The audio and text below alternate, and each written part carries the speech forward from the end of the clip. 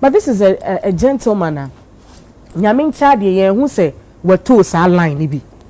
Enu nti no oyobi so a enyum to no waton Ghana mama san ahodo nti no say ene bibi say yesi. Na yehie mu yen ka say ye bibi sonko bi not needed now. Why? So be emu she fridge mu. Na watwe nipa ne kan chinigu oda de benku so. Ebusua efunye one dia. Engie penye. No be osi o mine ye ne dia. Everest enemy nyaade bache. Ena ye o de enemy nyaade you okay. But the midi sia ne say de omo ye no efe. Thank you. Nipa na abegu no omo ma de na efe dodo. Ena me gina mu aye to no nwum no. Utumu say aweho ahim nipa mu. Oh, ama enye mimi andi na ya say emotions na flow na. People started even crying behind me. What I say. So it tells you how deep the love is. And finally, me say Creative Arts Agency for the ministry or more involved in putting this together. GH1 for the youth, what do you call it? TV3 for the Nyame Shom. They've done a fantastic work. Everything is going according to plan, and it's beautiful. Thank you, Counsellor. Empress. Yes. Me person bisa ourselves. Who say Gusiana makwa ambet mi ai? We can say you no ma de wabon. Rade. Bisa wasa address ola. The crane say won. Ye ni ya tra ye ni nton. Sua tra. Sabio eni adwen ye ofon. Eni aprepre ho. Ade omu ye ubisame a. Ubisame pa is not needed now. Why? So be emu she fridge mu. Na watwe nipa ne kan chinigu oda de benku so. Ebusua efunye one dia. Engie penye. No be osi o mine ye ne dia. Ono wo agency a odo nipa ne se ebusua no. Ene nhihya ato se ebusua beto so. Like this industry. No, please. That's wrong. Oh, you're legend. Nobody in the industry belong to the industry. Forget it. You be part of this show because you are working here. And that better pain. When you are for the family. They determine what should happen. So it's not the government. Please, government for the wear. Government in camera. Government for the wear. I saw from point there. Sorry, anu. Yen say sorry. We cry. Utowa emuni ye busiane dia. Ena emuni nti na wo ye dia wo ye. Na you can say munu fa ho. I don't get it. Etian fan say ye my busia invitation say mo bra make contribute no munu hwe make kan. Because you can be ye candlelight vigil. Enye ye busi enye ye ade. E enkrofobia ade akosua. Ene ye see speeches are needed, not tribute. De ye sua ye no. Vigil na ye enye ye kurumu ade no. Say ye vigil, which is a ceremony to remember the departed soul of anybody. Regularly ye speeches. Most of them are not written. A young crofo selected and not the Counsellor Lutterodt wansem kakra enye like scripted something na ema program na ekona nyama yenkin kan but ebusua yenye no say crofo dey video no buy no omo nye yie te say yen ba yen ha no de yen ye wosin ye ebusua eye mu eye yen dia egrofo say ebusua dofu say do enye bia dofu eye mra eye sane eye no ento be twin so nga say Counsellor Lutterodt ye don say busienti ye nhihye aye poetry recital night for Counsellor Lutterodt without the family's involvement. So it is good say family in Nikoi. It is not, it is good. They should be determined for the family. If the family accept and pay the first conversation we had, the uncle that spoke said, "Can this move us?" Oh, I see with Trebibias. Was it then? With Trebibias. And then, What did they say? So much church training. One children, and pay you for. I'm disappointed in him. Say, mini busia bosumna. Menene beka lumba wesiro. Oh, because you are supposed to be vigilant, be the gatekeeper for the family. You made a statement from the beginning. You are a gatekeeper for the family. So please, you don't say that. Which one? Say enka bosom no. Say menya busuan de bosom. Me say many busuan de bosom a. Wonye ntina nkeni say wo kasa. Etinam say me a me can dey see asem to say when you are made the gatekeeper for the family, be the gatekeeper. So gatekeepers don't speak just anyhow. They don't get angry. They don't get offended because the bar stops with them. It's whatever you say, it carries weight, both spiritual, physical, and traditional. So what I say, what changed? Gifty, no kura ni say yan ka, yan announce, yan yamamli munia, enya bosom sumo, yan ka obi eye ewo bedroom na eda owuyo, yan yo, yan eni baby asa, ye boy busuya mane. But ye timanfo ne omo a ewe chire ye tenase agin command ne ebo amane ase ne timi makwan be chia okura ye okura so okura fo kura be fro okura fo ntuma ye bo mamna ye yanse ne de nhuma ne kura no ho onso ntuma mu se mfa ne ho ne sada se ne de ntuma na fa ne ho ne se ne ho depending on which tradition. Please, all the tradition transcend in the same way. I'm talking as a traditionalist. What I know, what I've learned is what I'm telling you. Call your uncle and ask. You could fiache. And I'm here baho. Obien. This is so. Nyama bebre. Na me demi hu say. Your culture no. E to de bia. BBC and it su ade. Ya wo hana queen ne kan chiri gu ye. Ya say anse ne besu anse ne be ka say queen ne akan chine gu no. It took BBS. There's a documentary. It took them more than 10 years practicing. Say, "Ayebia oniwa yebeka ne say announcement be ko say." Ene yen ye chiwa de announcement okromu. Onu say yen be ye fi ha no. Yen kasa obi ewu. Wada ne benkum so. Waka nchine gu. Okura. That is how we say because we don't really say it straight ahead. But ene ladies and gentlemen, George Lutterodt is dead. Is dead. Amen. Front page. George Lutterodt is dead. Yen kan saw be if you know. Yen yet ya bakosem we understand the way our culture is, the way our families are knitted. And then obi cause to kura no suru. E san say so kon wan baby mu. Nurse I see on your last office no. All your last of no the phone no twa. Onu so the last office. Onu last office. Last office is obi abeka nchinegu o ayaresabia ye chichire ne sa chichire na se na be on peti sa na friend. Oh okay. And your last office and you know you be chichire say doctor pen it me kase clinical physician it me kase we yes nurse to me nka obi to me nka and the doctor they can we not throw report we are ni eni wa kokoro group ni ama nurse ne kwan and nurses and a year last office and you be chichire you jaw say jaw say neka aka wow and you say a bad thing say you do the shame and they be aboni you say ni across 9 no na ma kwan ma we drain and I'm saying your baby obi ye last office no afa ni pani dey twa ni pani picture no afro me catch us me na me chiche nsa ni 9 George Lutterodt we wu ampa o odin krana badada o ye sure me say no pay am one ni buy ye ni bani ni nya kura o see am na me chichire no e be fa na ko mo chire wu oh em ya o or information aba ebusuante na the oti first want to be the first news breaker obatia no post me picture we post picture guess me guess what no atro was here no is fine me see me airport shell something who say my late e be kwa abirichiri and a radio station bi bo say mewu na me aunt efa phone e frame me say me neighbor ko gbo na say ngbo me I like I see we na say mewu na me receive call no aframe me yede da afro bi aframe papa say see mewu radio station bi say no me say mewu and I frame program director radio station I see oh enye we na ye one of their things they do on Friday and they do on Friday and we didn't go to ballot box and say Counsellor Lutterodt is dead. And grown be but the way it went some you took answer dey nothing like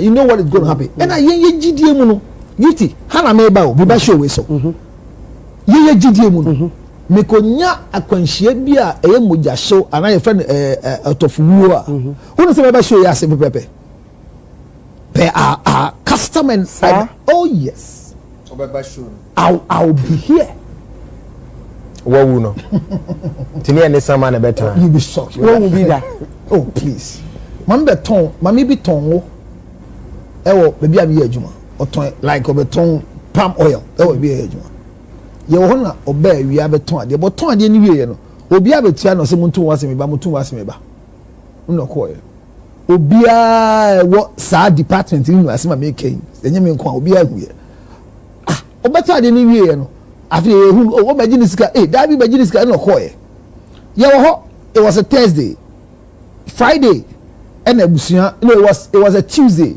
ye wo ho na Thursday abusuan e ba say abusuan mamere kwan so msa ye bia obi ni wo adwuma na wo de ne car ye beka onu so de wo car no ma beka chense asimesi a odi ngobre ye wo ha no last Tuesday oba no da kuma kwan so ogonya akwanhia wawu ba wa bre ye ngo ebi dia kofi akoye fro he dada she brought the goods because in every family there's something we call familiar spirit in every family. Familiar spirit is in every family. And when incident happens, now it happens, we in our belief, eba. Eti me kasi eti ni yetu ye boasi. And sana ye di tu just say ni say na aba. Eti media shock me say nipa na kan chinego memre dano.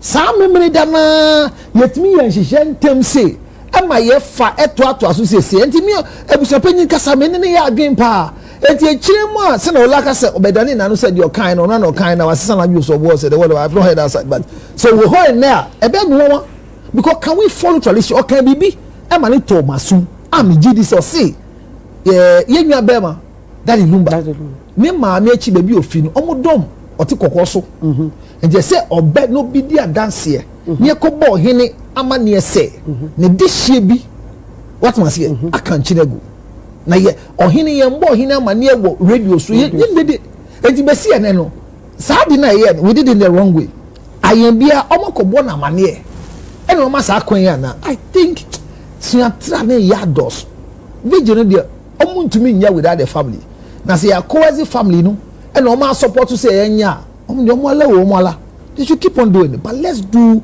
things right nasana ye queen ye ye sua bi film and ye sua ye can we announce wrongfully in our part of the world the way we do funeral naka we no enya de bia ye de besua de a kire chirimba se na ye kura ye chi na memmenyu bi adwen se emunu bi eye obi dia eyire mpo eyire mitie mi wi sesi a mi wi ya santan me yire me nya de dia o eye mra me nya me yire dia bio eti me yire hu kwa so be kwa koye the Lutterodt the council for the Lutterodt family sida what must say e say me e be tra asema enye abusuan le ka na me ola na e adwuma ola ba e say abusuan chia me bo amane do no ola me ni adwuma as my aid na e bo amane it's not done. Look, there are too many errors that we are not teaching people. Wow. And you're right. Okay. And you're right. And until obi can chiri we you be an intend fi di jinjia o. Ya wa mene mu no. Ya obi a ye tena di jinjia. Na se ye tena bi fi di aginchira. Ya won pa ye yi. Anya bosonson. Ase ne ma ho kwan. Eti bebre go bebre wo bie won pro to ha. Omu mu ne mba fie ni bio. Sunsum ne mba fie ho bio. En shire ni fie ho. E san se gifty enkrofo nim de enti enye human right asemo se me ne me yiri ti ye da ban down ba akumumpo ene na me kan chirigu a ye lock down ne mani wuram bio e san se mbe kata bechi nyama bebere we se yesua kwa ya ka se bi ya sie ni kula wie ye okuna no enye bibia o ye se wo ni ukunu ene da ban ho enti bia ho adane a ye nim ebusua ne de hye be hye wa ya asinti ye ma obosumi nkura kwantu na ye de hye wo ho a owo ne wie ne agi na ne agya okwan ma wako enti that 9 months observation ne ne 1 year se wo nko ba bia se wo pie na akọ na se bi obi de no ko kan wa bia igbeni bia ko sha santini ba ni nyinsan bi na wako fo bi na enti they keep you, protect you through your family. And young Bemani family, your police, but Busuanity, I say. So there are too many things we need to teach, want to learn at this time. I believe that prayer for creative act. Culture for you know, woman, you twin swashi. Oh, yeah, dear. Oh, yeah, more wine. Young creative industry. Onya modia, Mr. Onya modia, Munja, you shall know. Martin. Munja, and I was in many years, I never saw. Like a me be. Martin. Me who for maybe a woman, or Lamusi or Moja to me. Me that's V. Mr. Menfwa so say Sabio be call hospital. Na nyame mpengu we ko free mu na e bia hospital staff no e the information number out. But Sebi from the counselor kind say Lumba onye sama mpo no pie o baby e nyine be ye nwanwa. Because otiase no ompie o should na hu no baby a. Enti na the bits are all ka say esi a trainer sama no obeton woma no sa sama no taiba mo nchen beton ade mam Lumba on time bo bi anchen. Because tiasipo na hu na nka udi mirika na ebitu akọ. Now Empress empenifo ka se techemam pra ya na ye ka se na efiri yen atiasefo enti se ye betena ase ama Lumba echi apepa kra de ye bebo ne nyom da na fe yasa kaka ne nsem a odi gya yen enu nti na ye amanfo akohyem Vigil ho no e bia na brofudi ne da so Vigil na ye amanfo se yakofa afiri amano ne bi ne da beto ye ho so brofudin but as it treatia ne say ye nyina ye di nhyiamu ya kai okra afri yensa ya sre nyankopon pa ya ama no na ya offer your support as a whole community and one Vigil no enti candle na ya so ne nyina na nya say bia broni amamre bi na ya kwakofa because ye ti hey asem to ya nyina etina si bobo ho ebo ho mpaye e offer your support. That's the same thing aye ama ebusiana aye nyina akohyem wo ho no. This could have been worse, Empress. A sha say na bushapini ne ka say onim ho hwe say na aba say na ba me yam hwe because an hwe ya na Lumba legendary status no. GHP for na me hu so na yesa interview no. Wa hwe ya da Lumba ne legendary status no ya brain as ye di trivialities bia brain as. Nti me hu say sa interviews ne cause me yam hwe me. Nti me hu say busiana hye mu Vigil wa omo kasa no. It tells you say Sane mane nyina they have decided say omo de ba beto omochi. Uyi de abusia peni ne kan. We saw interviews of media personalities bia omo ka say negligence bia koso wo hospital bi enu to omo twen no ma expose sa hospital no na ehun sem bebre na social media. Yes, me hu sana was like ade we ebe slow down processor ye pese ye fam ni ye hye ye anyum to fo animunya because am pese nyina eti hai say ya ye wadwuma mu obi kɔ ne mpani fie so na sabio okɔ retirement and say ya rebi bona hwenim guase ye surround this nipa no sabi anya ohia na enya asresre a na ya ba bebie go fund me bi on internet no so na de bia ye kasa sabio mombo mo bra to this point na ankofa oyare bi ama ye nya no aduru age se ye ko dina bedwam ne yesre. But this is a gentleman nyame ntia de ye hu se wato sa line ni bi enu nti no oyobi so a enyum to no waton Ghana mama san ahodo nti no se ene bibi se yesi na yehie mu yen ka se ye bibi sonko bia yen ka se ye de mu ne ba ho yen we are just offering support, ye reflecting on the life no and ye offer prayers. That is all that we are doing at the Vigil. Nti me hu de nti no so ye directory a yesi akofa Vigil ka culture no na de na ye culture ye mompire na ye culture obi wu a ye nhie mu. And our Wakwakwa national assets. No, our Wakwakwa national assets. You can say, any culture now catch it. There be any what you can say, Empress. Brother, brother. Say, Ukawasa one kasa. Say, Olakasa. There be Vida who can Vida Kawa. Metwasti, Olakasa na Arnold, Eman is also Bekasa. Obecheche na semu. Or see otni assembly. At the end of the day, you can say we know because na or kasana it said then say dear way can you know. Because listeners are there. I see what this one said. Excuse my language. Doesn't make sense to where I say. That's not the interpretation. Because can I finish? That is what I'm trying to say. Because of what you said for what we're saying. No interpretation of what Vigil. What's on to me because me time I make So then that rubbish was anybody I'm says. not rubbish That's anything. Saying. That's I feel where I'm coming from. No, until if you stick because by yours, fine. You're sticking with me. No, what a vigil is. You don't rubbish. Go and say it, but don't rubbish. It doesn't mean say. And me, obisa say vigil. Yeah. And look at the answer you gave. Your man is saying, "Yensiemu." You didn't answer. No, you didn't answer. That's it. Answer the baby. You say you wake keeping. Emeka ya na book condolence I but I dia what I the kaka nipa na wo tro ato yeah we kwai first we kaka nipa enti dey obisa wo money mo ye counselor if any time allow no but the answer from the question was not right. Empress yeah mamre enema bi wo kwa na ye kane na say say say ye to aso ye bi enti say sabio ye nuanom manketo ya na etwa mo patia no eye ade na akoso for a while enti no nkọ wanim na enibie ne ba because tete no ebia na school krokra enyeden eni ho enti book kra mamu na pen abam na yakotro condolence message bi ato baby but say no eniema asesa omanfo pese omo hwe kwan a ye be fa so a ye de be tra to wo say oh mihia obrese impact say na onya o mabra bomu ene wa free mu a me ma wo damri fadue ene se flower na ye didi a kire ko insure ne ye de kodu ene so ye be ka se ene me ye na adaka ni mu you get it ain't it also better se no wa tete amamre ne srani abasa efa ye nkodu bebia look at the essence of Jumedi na ye di no ye hiemu as a nipa baako ye reflect on the life of obia wa ye Jumedi bi esombo mo man eno ti ye so candle yasre nyame se wonfa ne nsie yie emma yen support bi obia wo bia yen fa bebo abusa we ye hia amamre ben biom ne chen we ana amamre ya limited no see ye grontwene ne ye sakirikekekeke kankwana you understand? Inti my limiti ya ho. So see the answer I'm saying. My limiti they sound as if for some time. What anybody else is saying. It's only your submission we are listening.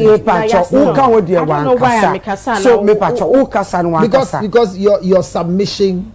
But so what to be share what doing so it depends on what you are asked and what you say. Because there are statements you can make.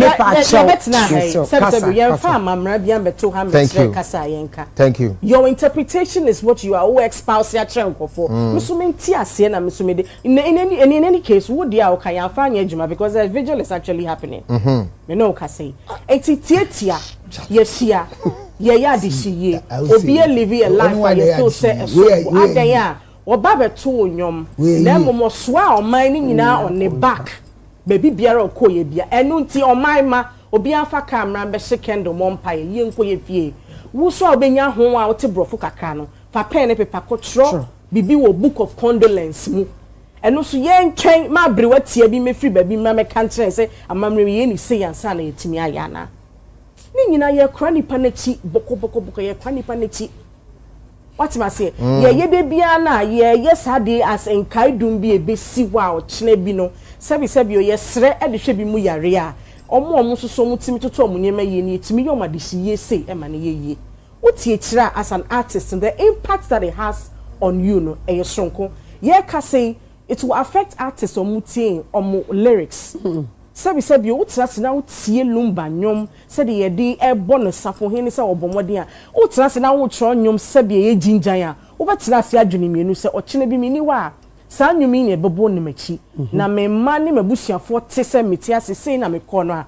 meka ne sen ni ana nipa yi na dwuma obeye na wa show appreciation to obi biara wa boa no abrabo mu wa cheda to atro din e de abonyom kra de amawo nti wo ye obi na se wuti wo na wo ye bonia ya there are key things you can pick from life at Lumba be live just 60 years no you can pick and then you dwell on that nti ye de na amamre ni dien anti ye we dia show bi ni monyama ye what problem with it media me fo aso na busua no so yi nanim akokasa wase ne kire se pinchen na nka ya sorry na de nim guase kakra be batadi ni ho no ye dum sa age no let's forge ahead ni ye hwe the next level la ye be komate se a creative art agency na ka se Hey, ade omotaye ma etitrufu a omo ye dwuma yi mu with the consent of abusia no omo be trickle down across the other regions baby biara ebekosu bia no me ejiga na fo nyina so omo fa mo support enye den entire na sabi ni de bia na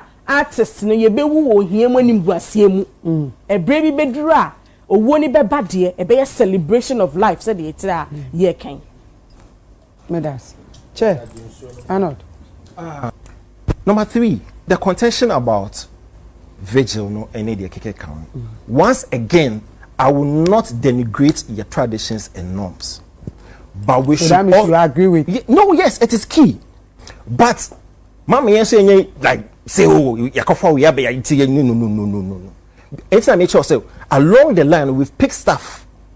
Stuff na ya fan eboa. And what does it go with? Yes, ne pacho Vigil na yeah. Ebusuan beka say omuchi. No. Vigil na yeah na se hwe see there was a video and ebusuan pain but say ebusuan pain no. What dear unless of course they be call critically. Ebusuan pain say ebusuan no in the same within the same space of time no so yenya another communication e say ebusuan kwa for na kwa so bi wo eye na se. The papa side and mama side na they were in the house. They were in their house.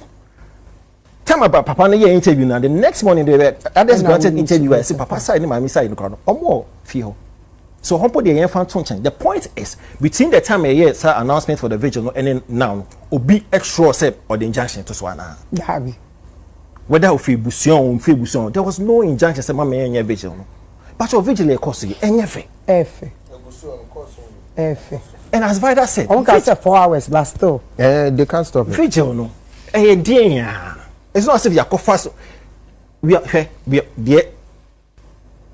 Say obi who patrol say it you gather ofie no e bobo na ye besu the whole story back on the story the word be that's it's my friend. It's just on the next level. Yes, you might have picked it up from somewhere, but the essence no to assume because we gather there to share stories, celebrate the person, memory, your connection and any war, your mind and emotional support. That's it. There course way we say, well, it's not part of it, you know, it is wrong. How is this wrong? How is this out of the norm? Now, Empress, you no feel now. Say you no Kenyan no pastor Daddy Lumba. Oh, sorry. I'm sorry. Oh, sorry. The crux of the matter is, well, say you're celebrating now. You still have these same critics come out and say, so, Lumba, we are no crown, we didn't see any so. See the beauty that we've actually seen over there. Because last week, Mikaisa Woka said, yes, it should be properly done. The only shortfall now, artwork be a gentleman be represented as our draw Daddy Lumba. Bakubi. Or yeah, drawing. Oh dear. For a Guinness World Record no. Oh, Bakubi name. Oh, you remember that one? For Guinness World Record now, not so you painting. Person said, me do no or stage in this so oh yeah, I'm the best one I'm say. So you know why? I cartoon bed. Everybody was laughing. They said, unless of course it's part of. Maybe she probably wanted to cartoonize the picture and not really give the original drawing. The one who said there were two. There was a bigger one which was perfect and unknown at the end. Yeah. And that portrait there. For it to be almost say authority no sanction power to even display it. Well, unless of course they wanted to have some comic relief bit or it, and then embrace Obia. We put in effort in celebrating Daddy Lumba and me sure anything or more and sound. But that was a beautiful sight. I mean, see the number of people who it's actually still going on. Yeah, the number of people who actually turned up. How they are jamming to Daddy Lumba songs. You know, it is beautiful. Say every musician, and let's be frank, in your earlier submission, you talked about the fact that we've had great musicians pass. It's true. A.B. Kentil, Papa Yankson, Asamoah-Baidoo, Pacho, Sanki, every single one of them, from musicians to actors. Wouldn't we be excited? The fact that Omato, we are recognizing Omo effort, Omo Beye when they were alive, and the fact that we are celebrating them in such a gathering. So every creative person. When I saw excerpts of Daddy Lumba kids, and they were overwhelmed. Coming from where they were coming from, yes, they might have realized they papa big or colossal and all. But now, with the kind of they were overwhelmed with the crowd, with the show of love. And then somebody is telling me, say, because any way need to know it shouldn't have been done. I mean, yes, I agree, but we should also be open-minded. Don't agree. No. You should traditional culture there. We need to uphold it, but see, to kinekakane far be from somewhere else. Not ancestry. It doesn't affect anybody. It doesn't kill anybody. I don't see why we should frown on stuff like that. We are still in the traditional way. Traditional way. I don't know.